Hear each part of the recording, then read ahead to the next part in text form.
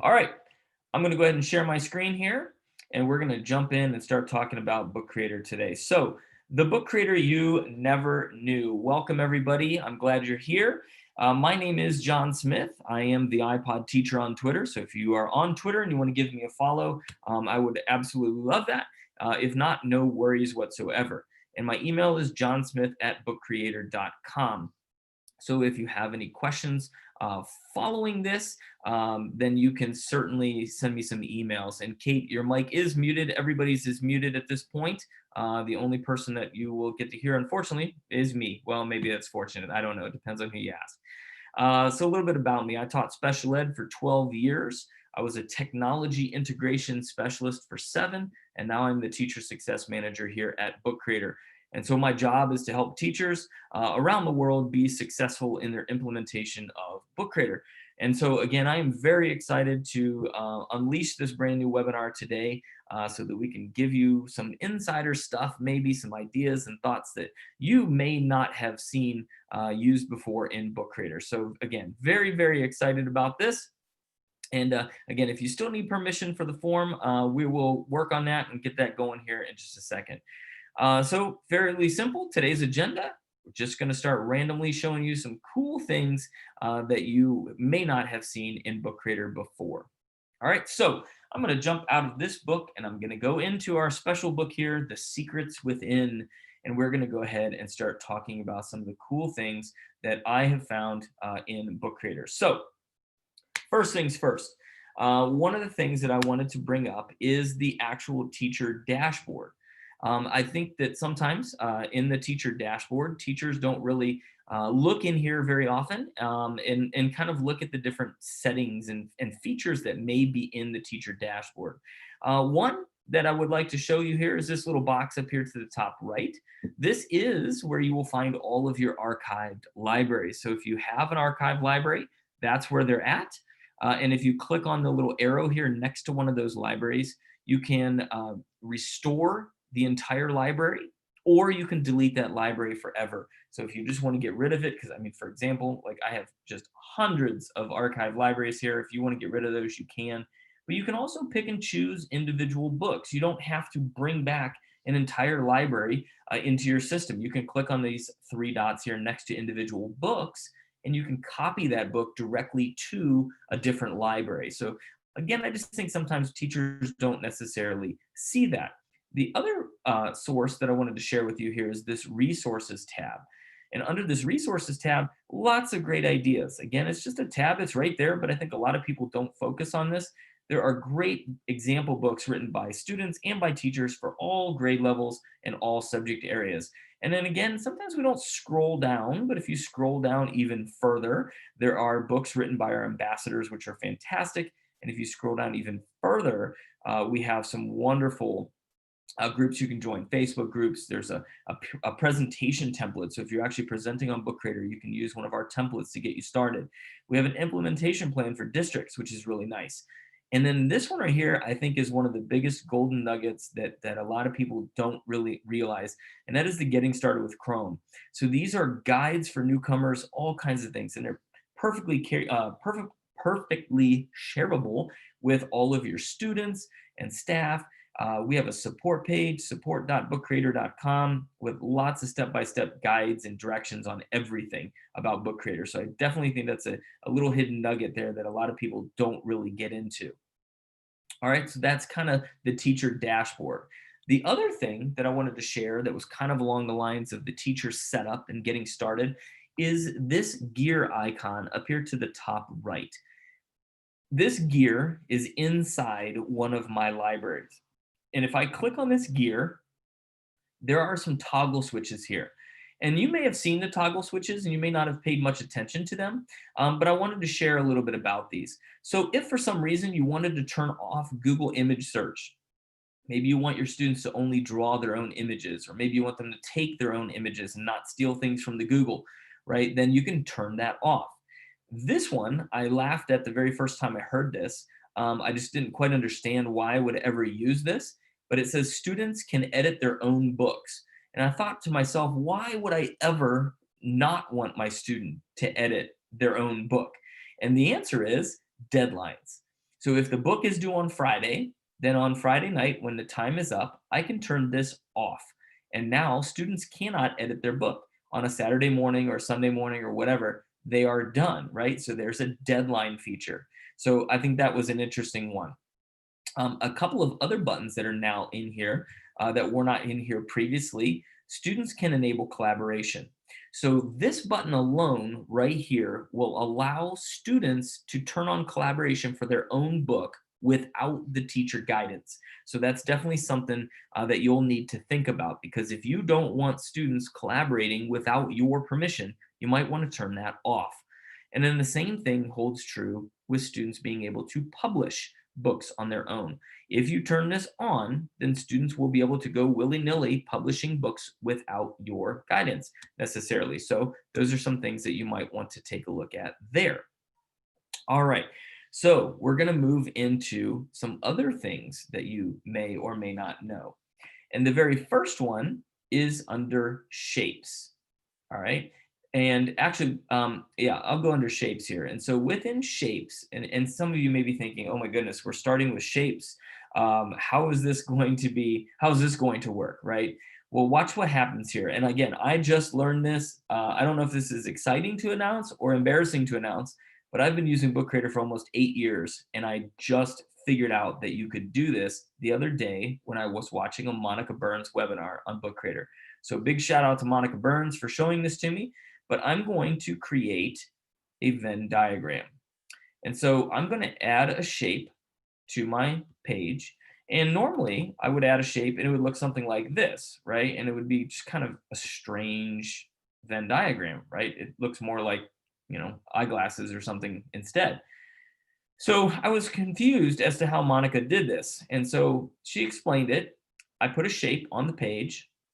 When I click on that shape one time and get the blue lines around it, if I click the I button, the inspector, and change the color, all right, we have all these different color choices here, but this one that I always saw but never really paid attention to is this color called none. So I'm going to click none, and my shape vanishes. All right, it's still there. All right, you can see the blue box, but the color of the shape is gone. So now I'm going to click back, and I'm going to go here to where it says border, and I'm going to turn on a border, and I'm going to change the border color to something like red. All right, and now I've got this shape that has no background to it. It's just the border. And so from here, if I copy and paste that, I can now move this over, and now I have an official Venn diagram. All right, so that absolutely just completely blew my mind the first time I saw it. Like, I was just like, wait a minute, I don't understand, how Monica did that. And so I just thought that was really cool. I just thought it was really cool. And a couple of people I see here knowing good about the borders, right? So that is really pretty interesting. So anyway, there you go. That's how you can make a Venn diagram with shapes.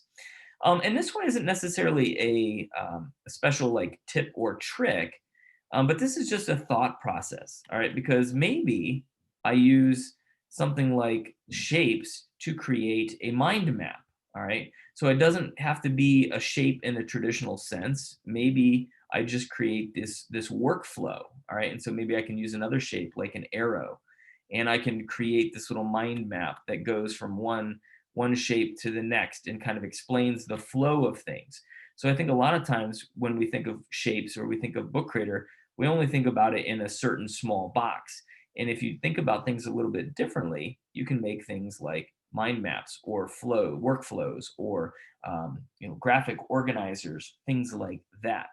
And then later on, we're going to talk a little bit about how you can make templates. And this might be a template where I have kids brainstorm, the rise and fall of action in a story, or use it as a pre-writing tool. So there's lots of different ways that you can use shapes even in Book Creator that may not be the traditional kind of way that you think of using shapes. Okay. All right. So let's go ahead and go to a new page. So the next thing that I wanted to share with everybody is the Embed Tool. Again, I think this is a tool that we probably have all seen. I know I talk about it in the Getting Started with Book Creator webinars, but I really love the Embed Tool. And so for those of you that have not tried the Embed tool, one of the easiest that I share is YouTube. And so if I go to YouTube and click on a video, I'm going to click the pause button here so we don't have to listen to it. Underneath your video, there is a share button. And if I click that share button, to the left, there is a button here that says Embed. And if I click on the Embed button, I get this code that doesn't mean much to me at all. But then I go back to my book and I paste that code in there and I confirm that link. Now I make sure the video is there, the link in the title, and I click add to book. And now I have a video. But what's unique about these videos is that when I click play, the video just starts.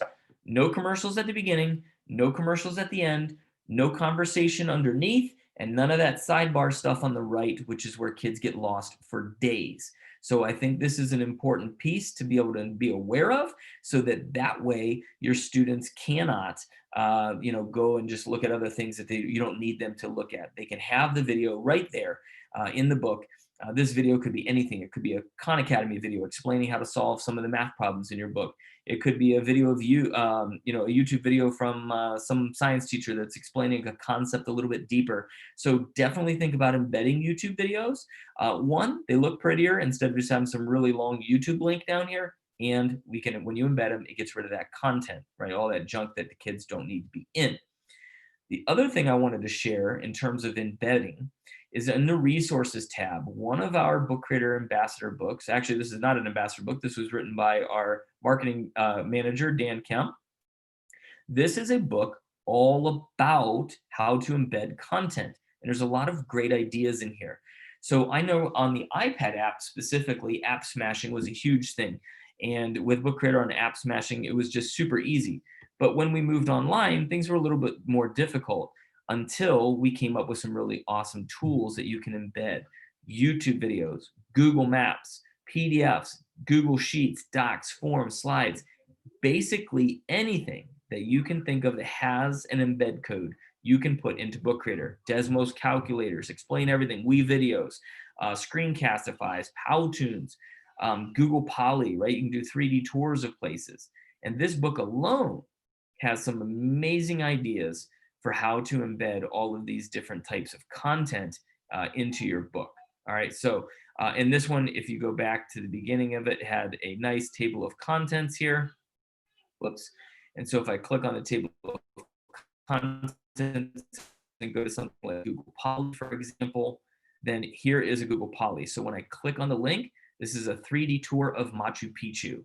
And so inside the book, I have this virtual tour. And so once it loads, all I have to do is just click and drag, and I can start looking around. All right, so then there's little tags, and I can click on the tags, and it gives you a little more information. I can look down, that looks frightening. I can look up, that looks beautiful. I can look all around. So you can do these virtual tours in your Book Creator book. All right, so I think those are really, really cool.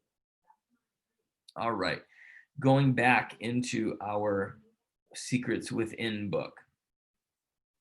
All right, so that was embedding YouTube videos, embedding other content. Another favorite tool of mine is the pen tool. And so I know a lot of us have seen the pen tool, but I want to show you this so in case you haven't seen it, and I'm going to share another little piece that I think is really fascinating. So within the pen tool, I can click on the black dot here and I can choose different colors. One of the new colors that we've had in the last year is the magic ink. So as I'm drawing, the ink automatically changes color. So that is really cool. Your kids will go crazy over that. All right, I'm going to undo that. I can also click on this. I'm just going to go back to a plain color here for a second. And then we have different brushes, right? So we've got our 4 pretty standard brushes, but then we also have a brush called Auto. So your students, more than likely, if they're above 5th or 6th grade, don't want to draw if you ask them to draw. If you ask them to draw and they still will do it, they will probably be upset with you if you ask them to use a trackpad, because drawing on a trackpad stinks, right? It's terrible. But if I draw, I'm going to try to draw a bike, all right? And I'm already angry because my bike tires look like deformed donuts. But as I'm drawing, at the top of the screen, Auto Draw is trying to figure out what it is I'm drawing. Is it a tractor? Is it eyeglasses? Is it binoculars? Nope, it's a bike. And so I click on the bike and it fixes my drawing. Now from here, I can click on this something like the fill bucket, maybe go to one of my magic ink colors and start filling this in. And now I have a really cool, bike. What some people don't realize is that if I choose something else here and I draw if I draw something on the screen over here at the same time, when I hit done, all of those images will be moved together. So if you want things to be resized separately, then you need to click the plus button, media, pen, and do a completely different drawing. All right, and so there I can do a different drawing, kind of looks like Wilson from Castaway. I click on that, and now I can resize them independently of each other. All right, so just be aware of that. Another thing that I think that people don't think about in terms of the pen tool is this button right here, the emojis. And again, I need to give some props to Monica Burns for this one. But with the emojis, I don't want you to think about them as emojis in the traditional sense, where they're just these little things that pop up at the end of text messages. I want you to think about them as maybe a design element. All right, so what I do is maybe I'm doing a research article on sharks. So I type in shark, I look at shark, I find an emoji that's a shark, and I add it to my page. Now I can resize that shark. I can click done. And now instead of just a tiny little emoji at the end of a text message or something, this is a complete design element for the book.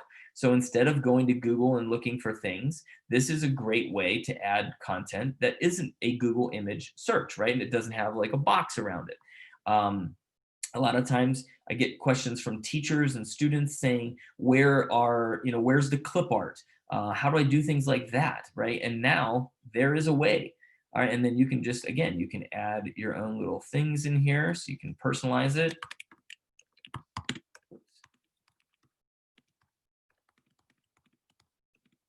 All right, and now I have, again, emojis as design elements.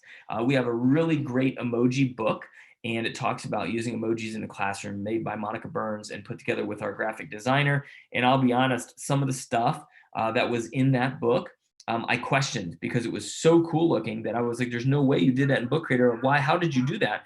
And when the graphic designer showed me how those things were done, I was amazed. So think about using Book Creator in different kinds of ways that kind of help with those that whole design element piece. And then the other thing that I wanted to share along with the pen tool is the ability to highlight text. So for example, if I just have a bunch of text on the page, I'll just make that real fast. So I've got my text on the page. As a teacher, you can use the pen tool to annotate on top of the text. So if I click the pen tool and I click on something like the highlighter, maybe change that color to green or something, as a teacher, I can highlight something and say, maybe this needs fixed, or you've got some bad spelling here.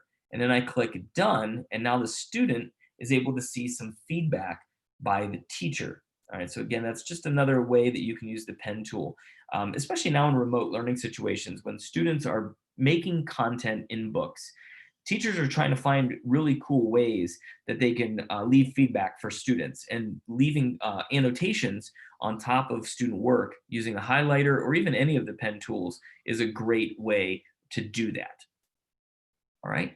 And then the last one that I wanted to share here with the pen tool isn't necessarily just specific to the pen tool, but if I hit the tab button, this is one of our new accessibility features. And so you can see up here to the top left where My Books is outlined in blue. If I click tab and I keep clicking tab, I get to the plus button. If I hit return, I can now go into my menu. I click tab, it goes to media. I hit the return button. I tab across the top, I go down and I go to pen and I hit enter. And now what you'll see is that we have a box around the pen dot, right? The little drawing dot. And I can actually use my arrow keys to draw. So think of this as kind of like a Book Creator version of an Etch-a-Sketch. So if I hold down the space bar and then hit the arrows, I can draw using just my arrow keys.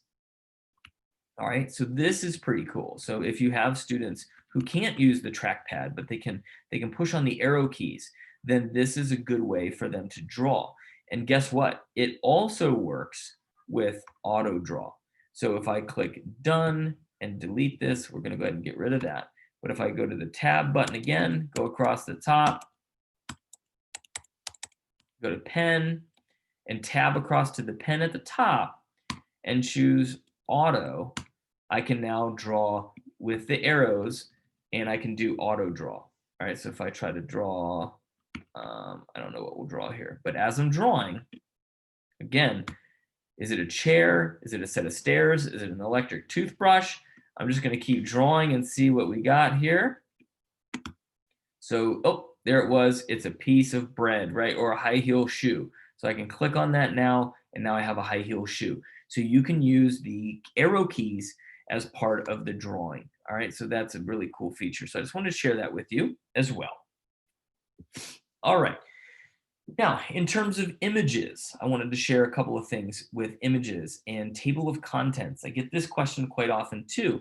How do we make a table of contents? Well, there's a couple of ways you can do this. One, you might make a visual table of contents. So if chapter 1 is about dogs, all right, then I can click on a picture of a dog, add that to my page.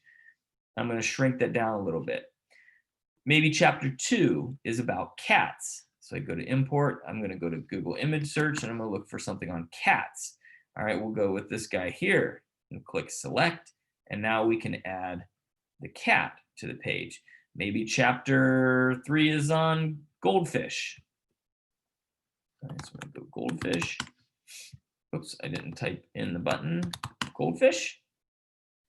And we'll go with this one here and hit select. All right, so we've got 3 chapters in our book on animals, right? We've got goldfish, cats, and dogs. So I could just add some text here at the top, and we'll call this the table of contents. And I'm just going to put that right here at the top. And then what you can do is if you click on an image and then hit the inspector button, one of our options is to hyperlink that image to a website, or you can hyperlink it to a specific page. So maybe I say that the dog will hyperlink to page 5. All right, and I hit return. I go to the goldfish, hit the inspector. The goldfish will go to page 7. All right, then I go to the cat. I hit the inspector, and the cat will go to page 10.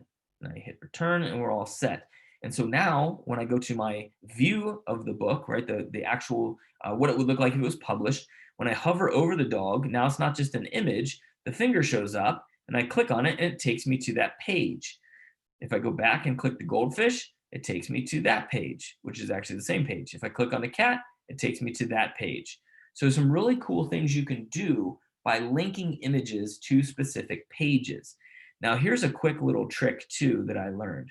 When you start flipping through pages, then it becomes a little difficult, right, to get back to the table of contents or back to the beginning of the book. So one of the things that I saw somebody do once that I thought was genius is they went to media, they went to the import, and they went to Google, and they typed in house, all right, and they clicked search, and then they changed the type, right, which is another thing that people don't always know is there. They changed the type to clip art, and they found a house.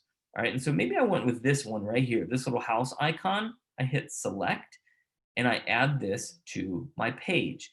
Now I'm going to shrink this down really small, and I'm going to put it up here to the top right or the bottom left, wherever you want to put it. And I'm going to click on it, hit the inspector, and say when I'm done, it needs to go back to page 1. All right, now when I click on the play button and I click on the house, it takes us back to the beginning of the book, to our table of contents, right? And that's, in this case, I put it on the wrong page, but you understand where I'm going with this. So if I copy that, so just Command C, go to another page, paste it, go to another page, paste it. Every time I click on that, it takes me back to the table of contents. So easy navigation, especially if you get into a book that is a long book, right? If you got books that's hundreds of pages long, you don't want to have to click the arrow and keep moving from page to page. You want to be able to click on it and go immediately back to the start.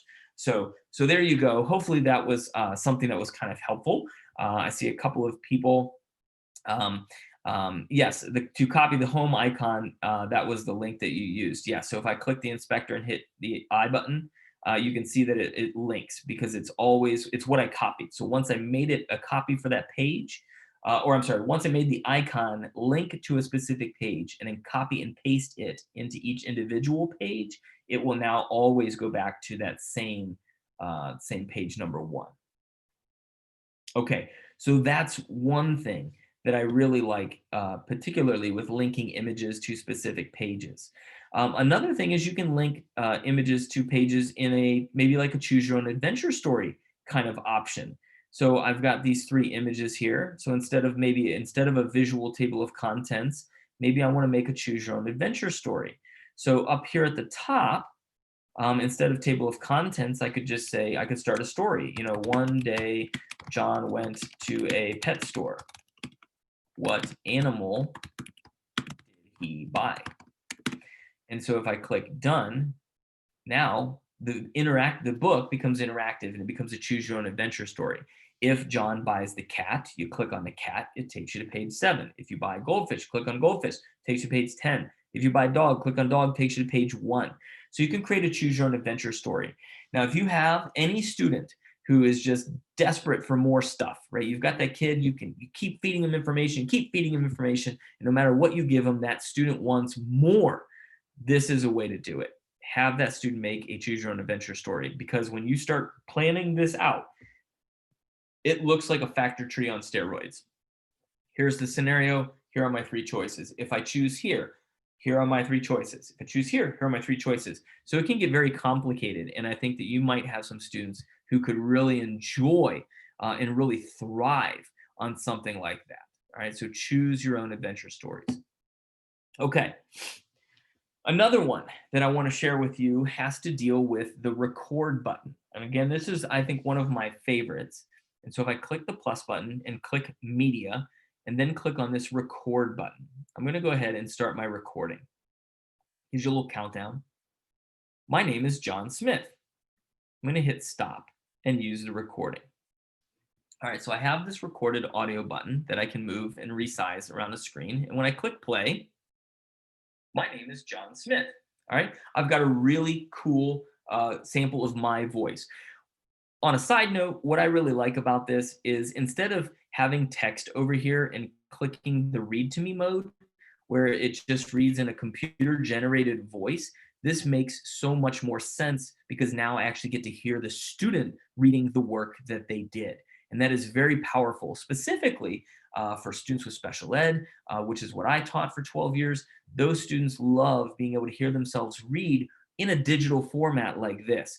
And they were able to increase their reading fluency tremendously by listening and practicing this kind of activity. So I want you to think about that. But also with foreign language teachers, we have a read to me mode. It reads in different languages, and sometimes it's not the greatest. But with this, I have my text over here on the page, but I can then use my own voice in that language. And that is very powerful. So think about that. Now, the other thing I wanted to share here, I'm just going to take a quick picture using our camera. So I'm going to take a quick picture. All right, we're going to put that onto the page. This quite possibly, not this image itself, but this is quite possibly one of my favorite hacks that we have here in Book Creator. All right, one of our little secrets within. I can take this audio button, all right, and I'm going to move it to the front. And I can put it right here on the side of my image, right? So I can click and play. My name is Jon Smith. All right, so now I've got my audio there. But one of my favorite things to do with an audio button is to put it on top of the image, just like so. Once the audio button is there, I click the audio button one time, it's outlined in blue, and I go over here to the inspector button. When I click the inspector button, one of the options is to make that button invisible when reading. So I'm going to turn that on. And now I can resize that button to fill the entire image. And when I do that and click the play button, you don't see it. All you see is my face. But when I click on it, my name is Jon Smith. I now have hidden audio buttons that your students can then find. So now you can take your books and turn them into interactive search books, right? Find something. It gets kids clicking on different images, and maybe there's little golden nuggets or tips to solve problems, or motivational hints or things like that that you can hide in your books. So I think that's really cool. Now, also from a special ed standpoint, I have had the experience of meeting students who are nonverbal. And I'm sure that some of you have had students, or at least know students, who are nonverbal. And a lot of times their schools give them a electronic device. I don't know what they're called. I call them touch boards, but an electronic device that has icons on it. And when a student wants to speak, they click on the icon and it says things like lunch or bathroom or whatever. But they're kind of impersonal because they're all just stock clip art or images that whatever. So with that idea in mind, as a student, I could create my own. So I could go to import and I could find an image for lunch, or I could even take an image of my own lunch and put it into a book. Whoops, find a different image. Sometimes that happens, and sometimes we have these images. They come from a certain site, and Google does not like them. So we'll go with that one, hit select, and now I add my lunch button to my page. And so I can personalize this talk board any way I want, and then I can have my parents or I could have a teacher record their voice telling me that this is lunch. All right, so this is really, really cool. And so I just want to I think that, being able to, being able to make this idea of talking books for nonverbal kids is really fantastic. And it really just personalizes the experience, and not to mention the fact that it can also save thousands and thousands and thousands of dollars, because those talk boards, those talkboard apps, the talkboard devices are very, very expensive. And so I think that could be really cool. All right, so that is my idea of the talkboard. All right, now moving on to another topic that I love talking about, and that is comics. So within comics, there are some pretty cool things that you can do, again, that students and teachers probably don't know about. So I'm going to click on panels, and I'm going to click on just a single panel. One of the things that we hear a lot as a feature request is the ability to crop photos. And I totally get it. Being able to crop a photo would be fantastic, but we don't have that feature, sort of. So let me show you what I mean. If I click on this and I add an image here, all right, I add that image, I click use. But I got some weird lighting over here on the side, right? Or I've got a poster that I don't want in there. So here's what you can do.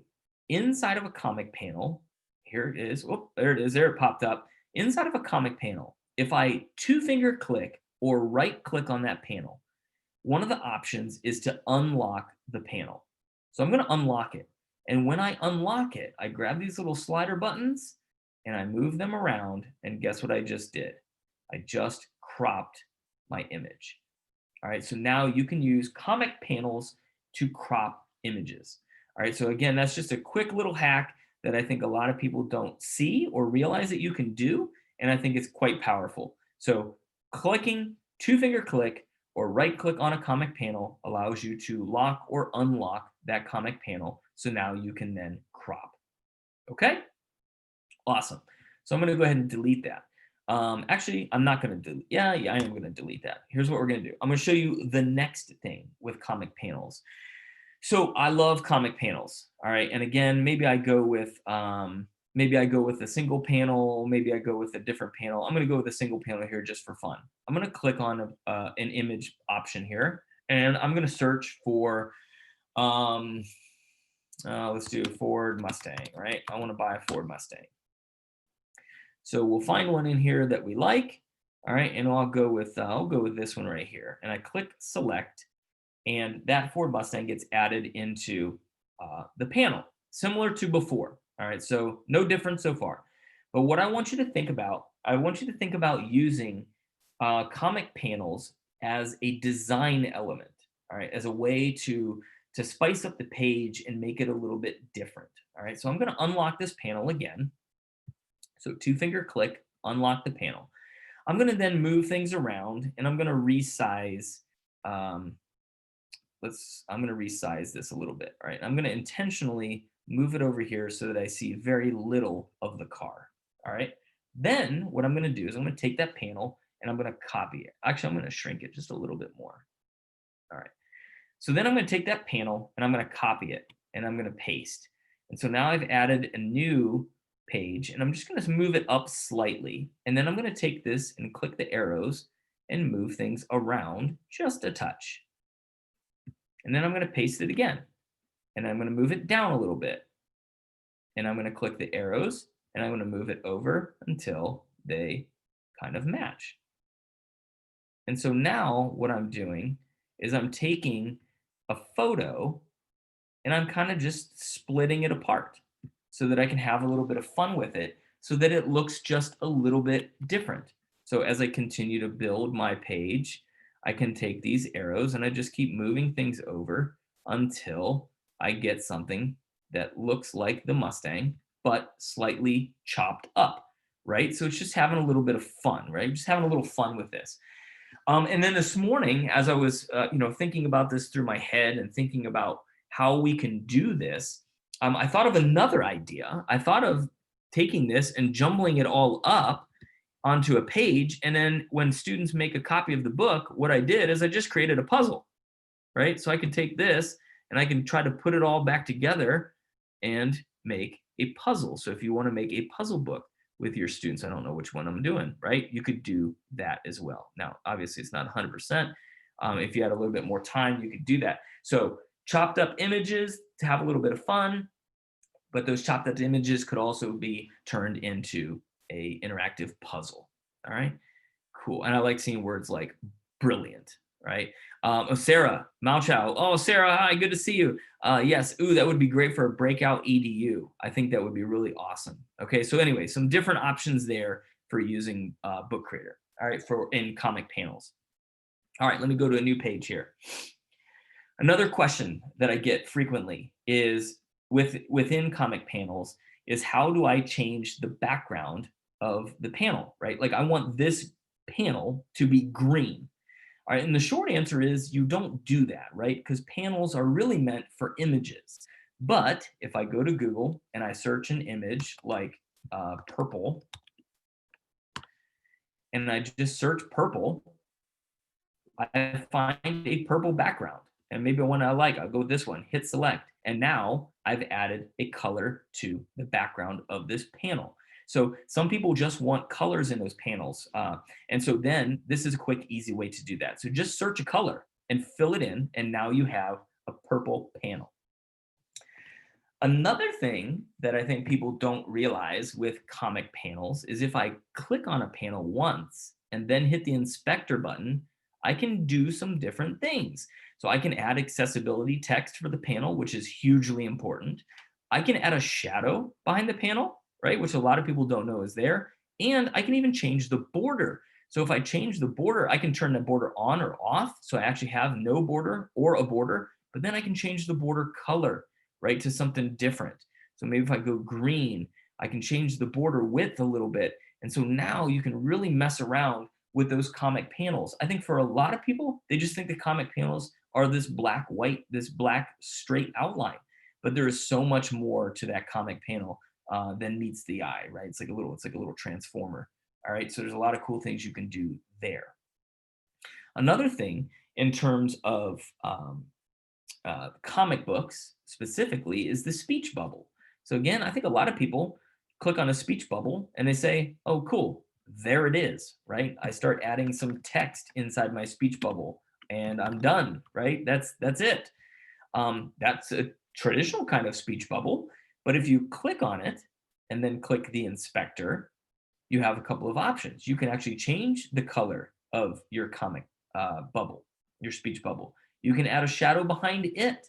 You can change the border on or off. You can change the border color to those panels, and you can change the border size. And if you do have text in there, you click on the text settings, and then you can change the size of your text. You can change the font. Speaking of fonts, there's one here called Open Dyslexic. It's a font specifically for dyslexic students. I don't think a lot of people go past this first part right here. So if you scroll down a little bit more, we've got even cooler fonts down here. So there's one way to change the way that your speech bubble looks. All right, and yes, kids will absolutely love this. Eve, that's a great question. Can you switch pictures between panels? So I guess if I'm reading your question correctly, Eve, can I take the purple image and like click and drag it over to this panel instead? And the answer is no, you cannot. But you can always delete this picture and try again, put something else in there and then put it over here instead. All right, so that's definitely something you can do. Another thing that I get questioned on a lot is, can I take a video and put a video into a panel? And there's some long technical reason. And if any of our engineers are on the webinar today, maybe you can help me answer this, but there's some long technical reason why you cannot do that. All right, you cannot change, you can't change this and put a video in here, right? There's, like I said, there's some technical reason you cannot do that. But my favorite hack for this is if I two-finger click on the panel and cut the panel out. Just get rid of the panel completely. Go to the plus button, hit the media, go to camera, and click record. I'm gonna hit record, gives me that countdown. Hey everybody, I'm gonna make a fake comic panel video. All right, hit use. And now what I do is I take this video, I shrink it down a little bit so that it matches the size of the other panels. So I'm just gonna make it fit perfectly. And then I've got some awkward white space right there. So maybe what I'll do is I'll add some text and just say something like video. Click done, rotate that. Maybe I wanna center that a little bit. Click video down here. And then maybe I wanna add something cool like an arrow or something on each side, just so that I can, again, kind of fill in that white space. And so I can take my arrow and I can click and I can turn it around. My fingers are not working this morning. I can do this. Oh, what is going on? My trackpad and my fingers are fighting. All right, so there you go. So now I filled in that white space and essentially I faked it into believing that there is a video inside of a panel, even when there really isn't. All right. All right. So anyway, there you go. There's some tips and tricks with comics. All right, now we are closing in toward the end of our webinar here. Believe it or not, I can't believe we only have like 10, 15 minutes left. So a couple of things that I wanted to share with you, just some random ideas that have kind of been thrown in, kind of popping around in my head lately. So one of those random ideas or random things that people are curious about sometimes when I present is, how do I get interesting characters into the book? So for example, like this, all right? So how do I get the cover to look like that? Well, it's very easy. All I have is a Bitmoji extension. So if you go to, go to the app, the Bitmoji app, or I think it's in Snapchat, things like, I'm old and I don't know, but I think there's a Bitmoji part in Snapchat. If you make your Bitmoji there is a Bitmoji extension, which you can see here to the top right of my screen. And if I click on the Bitmoji extension and sign in with my account, I now have my Bitmojis here. Okay. And so what I can do with Bitmojis is then I can type in something like mic drop. All right. And there's a mic drop. I like it. I just click and drag it onto my page. And now I have a Bitmoji that I can resize and add a completely cool new element to my page. Now, one of the things my coworker Catherine likes to do is she likes to use Bitmojis as grading tools. So maybe she puts a Bitmoji here, adds a comment feature, or adds a bubble and says, great work for the student. And then when a student comes back into their book, they have the writing on the page, but they see the Bitmoji, they see the comment, and now they know that they did something awesome, right? And the kids, they love it. Kids will love Bitmojis, right? So there's a way to add Bitmojis. Another little trick that I was unaware of the other day, actually, I think I learned about this maybe like a week or two ago. I was on a phone call with our founder in a school district, and we were talking about things. And I was shocked that I did not know this. So if I go out to the web, right, and I search for, I don't know, Supra. Let's look for a Supra, and I go to images. All right, one of the things that I have always done, right, when I find an image that I like is I click on the image, and then I'll just kind of shove my browser over here to the side, drag it to my desktop and save it. And then I got to upload it into Book Creator, right? It's always been kind of just it's not a hard process, but it takes a little bit of time, right? So I've always enjoyed the built-in search feature much better just because of that, but it does limit what you can find. But I found out this trick, and I think this is kind of cool. So if I take this image, a lot of people ask if I can copy an image from, like, so if I just like click here and say copy, can I paste it into Book Creator? And that doesn't always work, but this does. I can click the image, drag the image, oops, click and drag that image on top of my Book Creator tab. And once the page pops up, drag the image down to my page and let go. That image is now added to the book. And I can resize it, move it around, and do what you want. So it saves you that step of saving it to your computer, uploading it into Book Creator. You just click, drag it on top of the tab, and then drag it down into the book. I like, come on, wow, right? So like, I love that. And you can do the same with a YouTube video. Manu says, thank you, that's great. I did not know that. So that's fantastic. So I love that, the ability to do that. So there you go. There's one that I think is really cool. Another one that this is kind of silly, but this came from a second grader. I was in a class one time, and a second grader looked at me and said, Mr. Smith, can I do 2 different backgrounds on the same page? And I was really confused as to what the student was asking.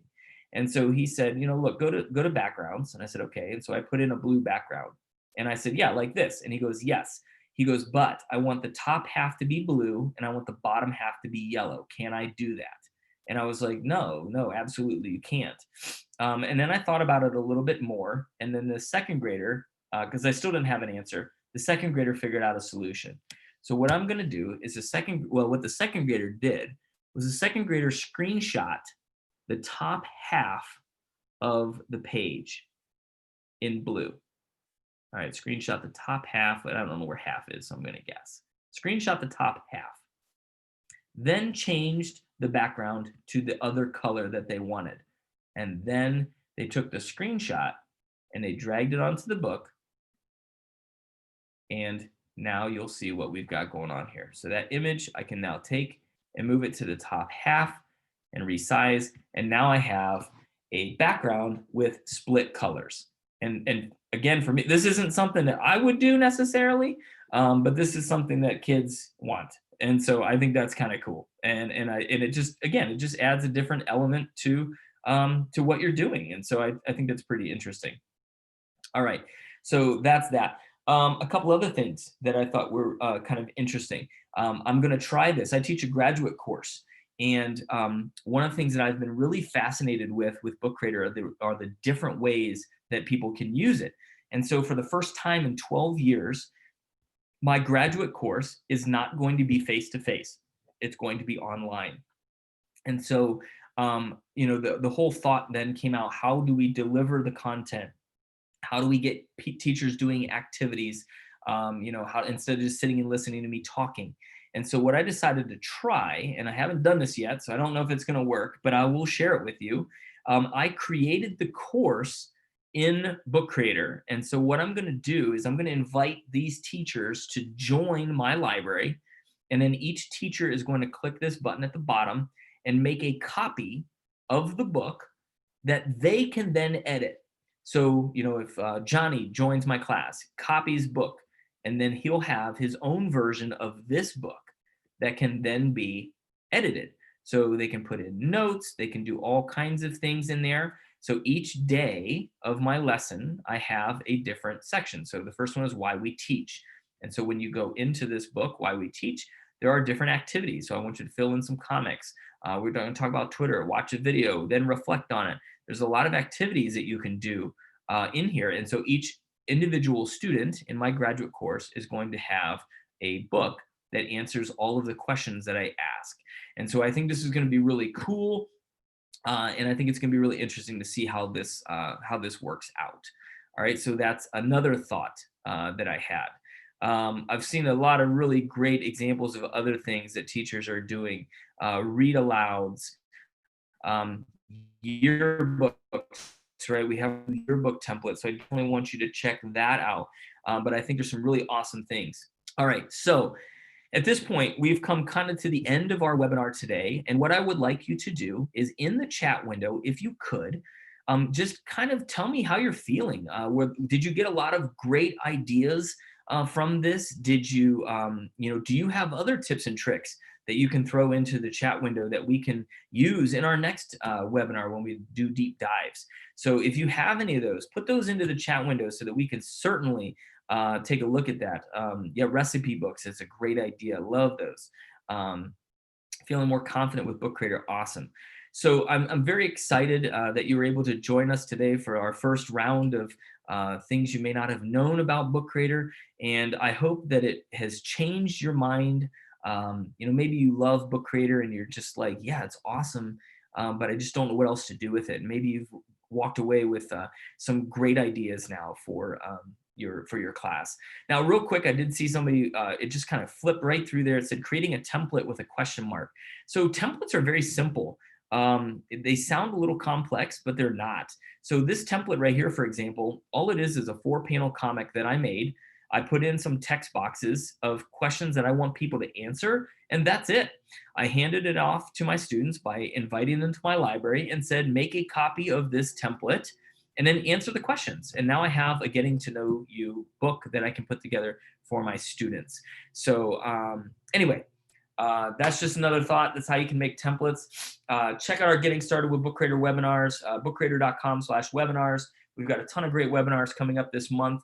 And again, hopefully you have gotten at least one new tip or trick that you've never thought of before with Book Creator in the last hour. And if you have no questions, or if you are ready to get out here and go hack Book Creator and see what other really cool things you can try, then be safe out there. Have a great day. Happy bookmaking. If not, I'll stick around here for a couple minutes if there's any random questions or things that are popping up that maybe we need to answer. Jon, Yes. did you want to show your book? I popped the map in for you. Oh, yeah.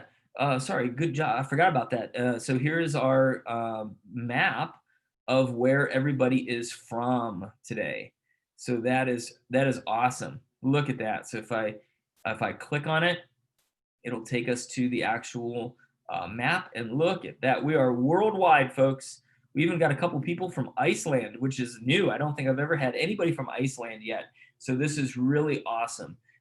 Thank you, Suan, for putting that together and putting that into the chat window so that everybody could answer those where they are.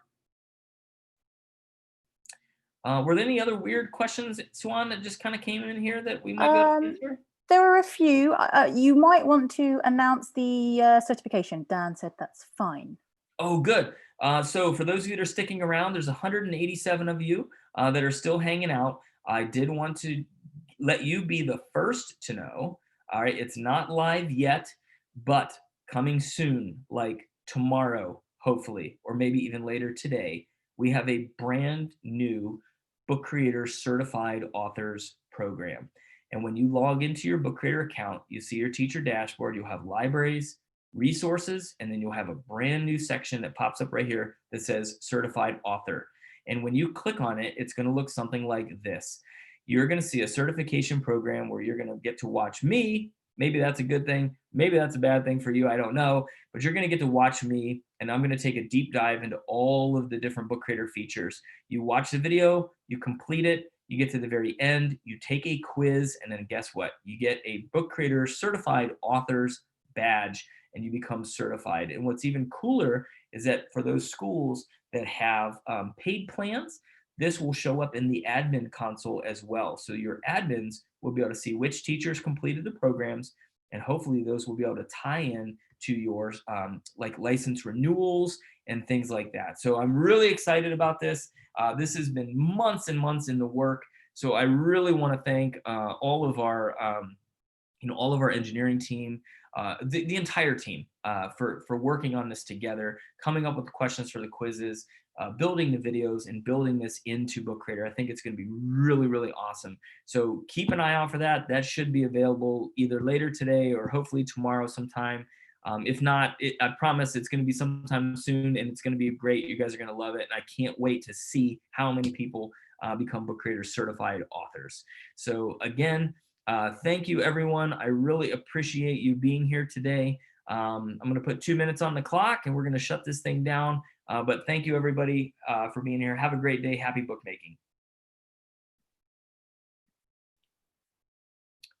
All right, I'll stop. Jon, sharing. do you want to take on some questions? Yeah, I'll take some questions. 2 minutes. So Jamie said, if your school district blocks YouTube, is it going to work to embed it in a book?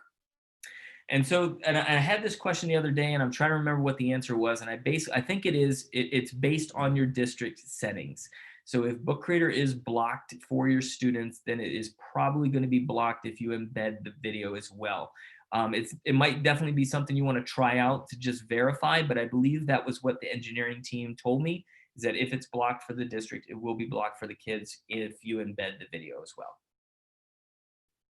Great. Another question was, can you hide an MP3 behind images in the same way that you hide an audio hotspot? I wasn't sure if you can hide an MP3. Yeah, so when you import, and I don't actually have any audio that I can import, but when I import audio into my book, it turns it into that little icon. And so the same rules apply. You can make that audio hotspot invisible behind an image. So absolutely, that's a great idea. Hidden music, I like it. And then Nanette said, how do you embed this webinar into a book? That's a good question. So this video, I think you said Nanette, was that who asked that? Yes, that's right.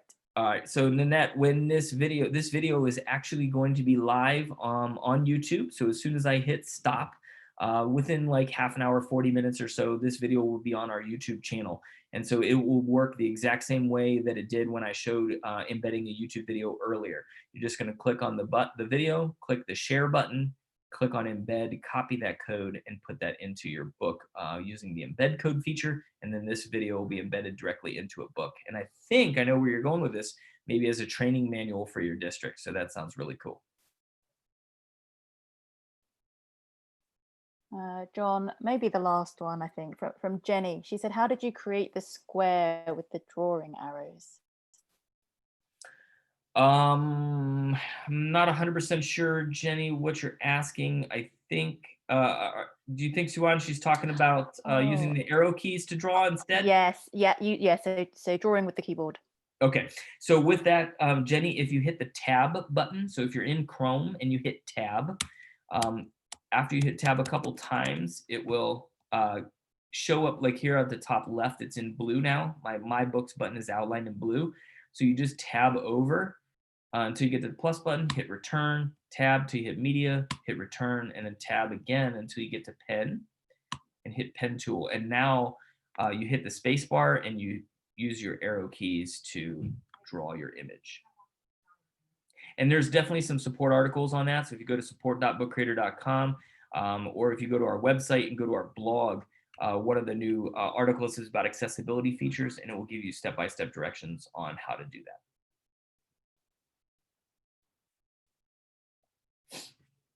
All right. Anything else, Suan? No, I think most people are asking where they can watch this webinar. So we've got a link in the chat, or you can either watch it on our webinar page or on our YouTube channel. But I think that's it. Okay. Well, great. Thank you, everybody, again. I really appreciate you being here. Have a great day. Bye-bye, everybody. Thank you, Suan. Bye. Bye-bye.